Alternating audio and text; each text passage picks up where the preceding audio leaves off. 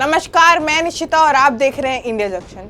बृजभूषण शरण सिंह, जी हाँ, उत्तर प्रदेश की राजनीति का वह दबंग चेहरा जो अपने बेबाक अंदाज और अपने खास दबदबे के लिए जाने जाते हैं। एक बार फिर इस खास अंदाज में बृजभूषण शरण सिंह ने रामनवमी के दिन मंच से मुसलमानों और स्वर्ण को खलनायक की संज्ञा क्यों दी, और खलनायक वाले इस बयान पर क्या अब राजनीति की कोई नई बिसात 2027 के चुनाव के लिए बिछाई जा रही है, दिखाएंगे इस स्पेशल रिपोर्ट में। इस समय उत्तर प्रदेश की राजनीति में जातिवाद का तड़का लगभग सभी नेता लगा रहे हैं।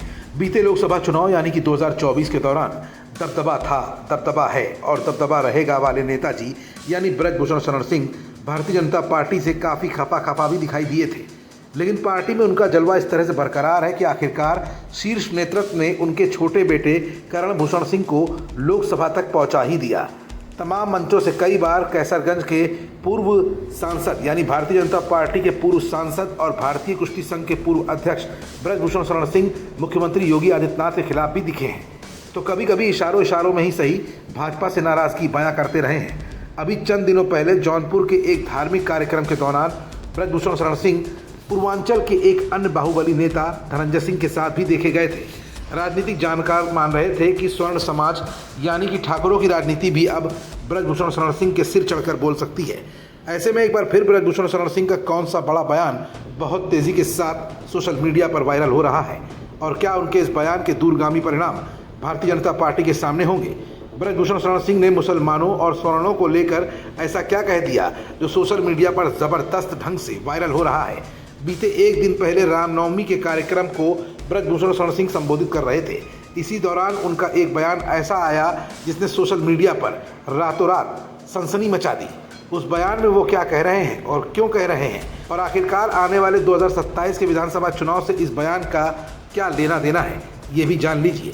आज इस देश के अंदर दो खलनायक हैं, मैं जानता हूँ मेरी बात ये बहुत गहरी चोट करेगी।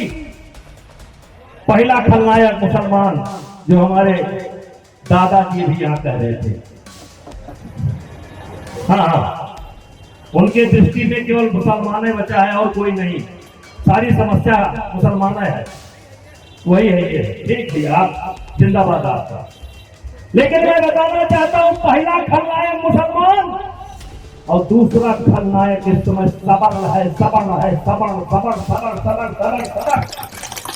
तो अभी आपने सुना, बृजभूषण शरण सिंह ने साफ तौर पर कहा है कि इस देश में दो खलनायक हैं। उन्होंने कहा पहला खलनायक मुसलमान और दूसरा खलनायक सवर्ण। ये बयान द्विअर्थीय है। बृजभूषण शरण सिंह का नज़रिया उन्होंने अपने बयान में आगे स्पष्ट भी कर दिया है। उन्होंने कहा कि सारी समस्या केवल मुसलमानों की है, इसलिए पहले खलनायक मुसलमान है और दूसरा खलनायक इस देश का सवर्ण। भले ही बृजभूषण शरण सिंह के इस बयान के अलग अलग मायने अलग अलग तरीके से मीडिया में निकाले जा रहे हैं, लेकिन वास्तविकता में उनका इशारा मुसलमानों और सवर्णों की उपेक्षा किए जाने से लेकर है। फिलहाल बृजभूषण शरण सिंह के इस बयान को सवर्ण समाज के साथ साथ मुस्लिम समाज की भागीदारी और एक वोट बैंक के रूप में तब्दील करने की भी लग रही है।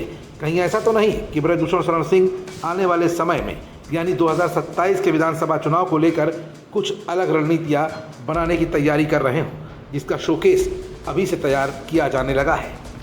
जंक्शन, खबरों का जंक्शन।